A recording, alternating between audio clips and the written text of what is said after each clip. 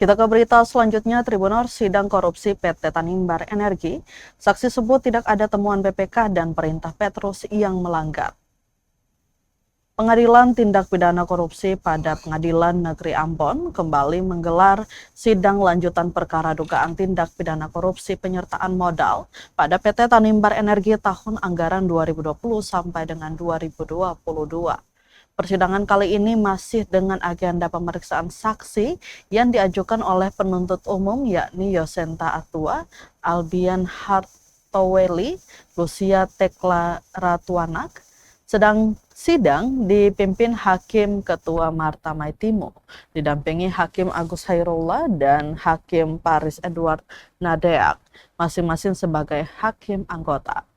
Fakta mengejutkan dibeberkan oleh Lucia Tekla Ratuanak sebagai sekretaris pada BPKAD Kabupaten Kepulauan Tanimbar yang saat disanggah keterangan oleh terdakwa Petrus Fatlolon.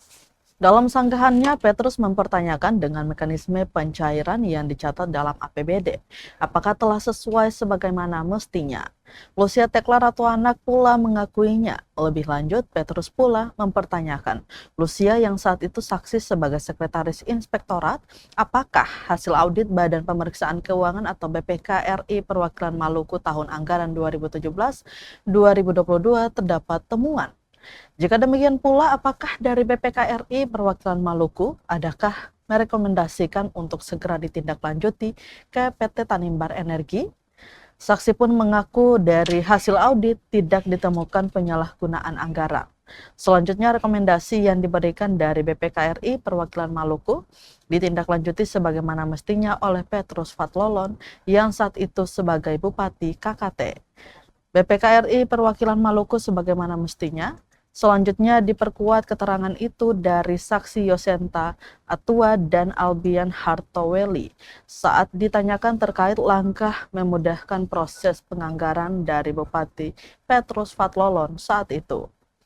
Petrus mempertanyakan mulai dari intervensi, menyuruh memperlancar proses penganggaran, hingga langkah yang perlu dilanggar.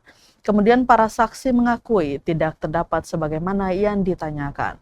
Tentu keterangan saksi-saksi fakta akan menjadi pertimbangan hukum.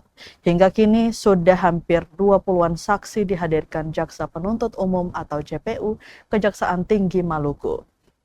Masih ada saksi-saksi lain yang nantinya akan dihadirkan secara bertahap untuk menegaskan siapa yang bertanggung jawab dalam perkara ini.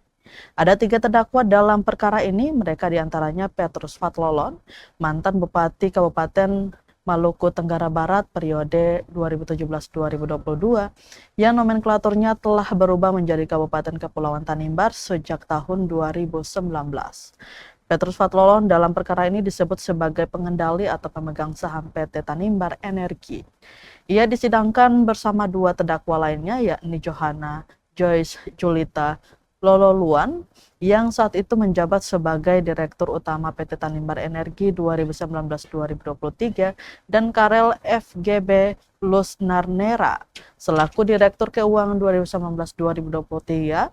Perkara tersebut berdasarkan dakwaan Jaksa Penuntut Umum. Perbuatan para terdakwa mengakibatkan kerugian keuangan negara sebesar 6,25 miliar. Nilai kerugian tersebut sebagaimana tertuang dalam laporan hasil audit perhitungan kerugian keuangan negara oleh Inspektorat Kabupaten Kepulauan Tanimbar nomor 700-7-7-3 angka Romawi _2025. Di sini mencantumkan kalau Edo Kidabela menerima 1 miliar, kemudian PDAM 500 juta, dan Tanimbar Energi 1 miliar. Artinya bahwa pencairan dana 1 miliar oleh Tanimbar Energi yang dilakukan pada tahun anggaran 2022 sudah sesuai dengan APBD perubahan tahun 2022. Download Tribun X sekarang, menghadirkan lokal menjadi Indonesia.